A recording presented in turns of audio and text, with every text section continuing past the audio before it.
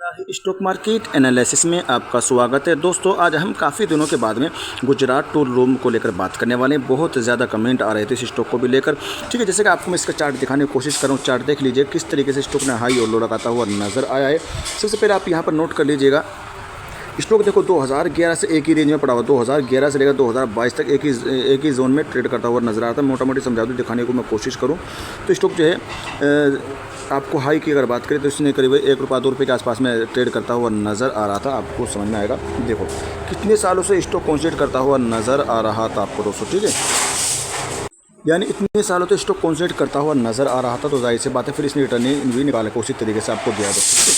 इसी रेंज में stock consolidate कर रहा था, उछल कूद करता हुआ हाई बनाता हुआ नजर आता है। करीब 40 रुपये प्लस का हाई बनाता हुआ नजर आता है। वहाँ से लगातार स्टॉक में गिरावट देखने को मिली है। अब जानना है कि स्टॉक में और कितनी गिरावट होती हुई नजर आ सकती है दोस्तों। ठीक है, क्या संभावना है? तो अब मेरी संभावना है इस स्टॉक को लेकर, इस स्टॉक में तेज़ी की ज़्यादा आशंका लगाई जा सकती है।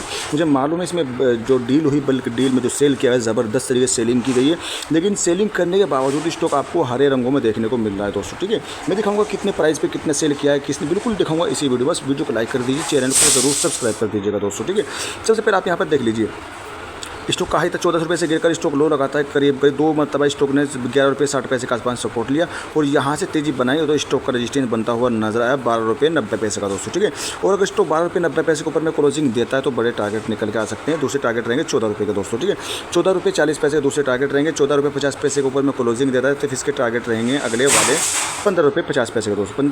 15 रुपये 50 पैसे के ऊपर जैसे स्टॉक क्लोजिंग देता है तो इससे थोड़ी सी और अच्छी उम्मीद लेकर चल सकते हैं, क्योंकि स्टॉक की परफॉर्मेंस हमें ठीक ठाक देखने को मिल रही है, अच्छी देखने को मिल रही है।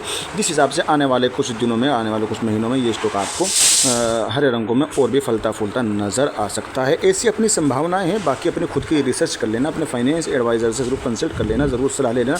किसी को भी मेरी तरफ से बाय और सेल करने की रिकमेंडेशन नहीं है, इस चीज़ का खास ख्याल रखिएगा। ये डिस्क्लेमर नहीं कर सकते। ठीक है, मैं दिखाऊंगा अच्छी चीज़ें दिखाऊंगा। तो मेरी जो संभावना है स्टॉक में देखें, जैसे आपको देखने को मिल रहा है 12 रुपये 39 पैसे, तो इसका रजिस्टेंस रहेगा, आपको मैं दिखा दूँ। जी हाँ, देखो स्टॉक ने यहाँ से गिरावट हुई, यहाँ पर भी आपको देखने को मिलेगा, और दूसरे यहाँ से गिरावट हुई, ये रेजिस्टेंस रहेगा। इसके ऊपर स्टॉक अगर जाता है तो आपको बिल्कुल 14 रुपये के लक्ष्य लेकर चल सकते हो दोस्तों। ठीक है, इसके ऊपर में स्टॉक क्लोजिंग देता है। तो कई मरतबा क्या हुआ, स्टॉक ने इसी रेंज से स्टॉक आपको गिरता हुआ नजर, इसी रेंज से स्टॉक गिरता हुआ नजर आया है। कई मरतबा इसी रेंज से स्टॉक वापस आता हुआ नजर आया है।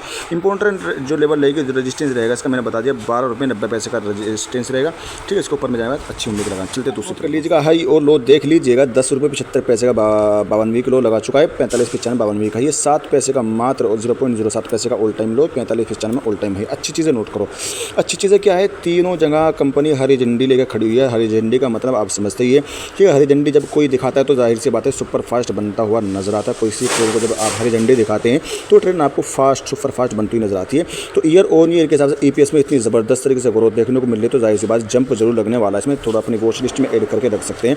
लो पी आपको देखने को है, इधर लो पी भी देखने को मिलेगा। 144 करोड़ का मार्केट कैप है, बुक वैल्यू 562 की है। चलो नीचे और लेकर आता हूँ। कंपनी की ताकत और कमजोरी की अगर बात की जाए तो कंपनी के पास में 11 ताकतें देखने को मिल जाएंगी। तो कमजोरियां हैं, एक golden chance energy extra boost है, जिसका इस्तेमाल करते हुए आपको हरे रंगों में खेलता हुआ नजर आ सकता है। 54% पास भी नजर आ रहा है। येलो जोन से निकलकर ग्रीन जोन की तरफ जाता हुआ नजर आ सकता है दोस्तों। अगर रिटर्न की बात की जाए तो इस स्टॉक ने ज़बरदस्त तरीके से रिटर्न निकाल के दिया है, लेकिन 1 साल से आपको घुमाता हुआ, 6 महीने से 1 साल से आपको घुमा रहा है। 2 साल में 33% का रिटर्न निकाल के दिया, 3 साल में करीब 986% का रिटर्न निकाल के दिया। वहीं 5 साल की अगर बात करें 3160% का 5 सालों में रिटर्न निकाल के दिया। अगर इस स्टॉक में आप एंट्री लेने की सोच रहे हो तो 5 सालों का नज़रिया ज़रूर रखिएगा। अगर आपको भी इसी तरीके से रिटर्न पाना है, 5, 7, 10 सालों का नज़रिया रखिएगा, स्टॉक आपको बढ़ता फलता फूलता नज़र आ सकता है। और डिलीवरी परसेंटेज भी शानदार देखने को मिल जाएगा। डिलीवरी परसेंटेज जो है 100% जो है डिलीवरी में माल उठाया जाए, इधर भी 100% उठाया गया, इधर भी 100% उठाया गया, इधर भी 100% डिलीवरी माल उठाया गया, जो कि अच्छे संकेत नजर आते हैं स्टॉक के। हम बात करें इसके रिवेन्यू के, रिवेन्यू कितना होता है 2020 से देख लीजिए 2023 तक इसका रेवेन्यू 2 करोड़ था 2023 में, जो बढ़कर 2024 में 205 करोड़ का होता हुआ नजर आया। प्लस पॉइंट रहने वाला है।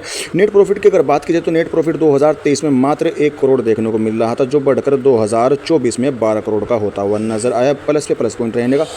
EPS की अगर बात की जाए तो EPS भी आपको अच्छा खासा बढ़ता हुआ नजर आया है।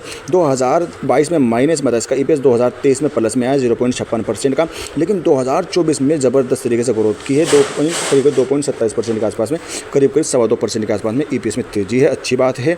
वहीं बीवीपीएस की अगर बात कीजिए तो बीवीपीएस में लगातार गिरावट देखने को मिल रही थी, आपको कम से कम 3-4 सालों से लगातार गिरावट देखने को मिल रही थी। इस पर आप देख सकते 3 सालों से लगातार गिरावट देखने को मिल रही थी, लेकिन 2023 में वो करीब 1.14%, इसका 1.14 बीवीपीएस था, जो बढ़कर 2024 में 3.41 का होता हुआ नजर आया है। आरओई की अगर बात कीजिए तो आरओई इतना शानदार देखने को मिल रहा है तो भाई झूम उठोगे, आप बिना इसको अपनी वॉच लिस्ट में ऐड के नहीं रह पाओगे दोस्तों, ठीक है। आरओई रिटर्न ऑन इक्विटी ज़बरदस्त तरीके से ग्रोथ है। 2022 में माइनस में इसकी रिटर्न ऑन इक्विटी, 2023 में करीब 22% के आसपास में इसका आरओई था, जो बढ़कर 2024 में 66% से ज़्यादा का होता हुआ नजर आया है।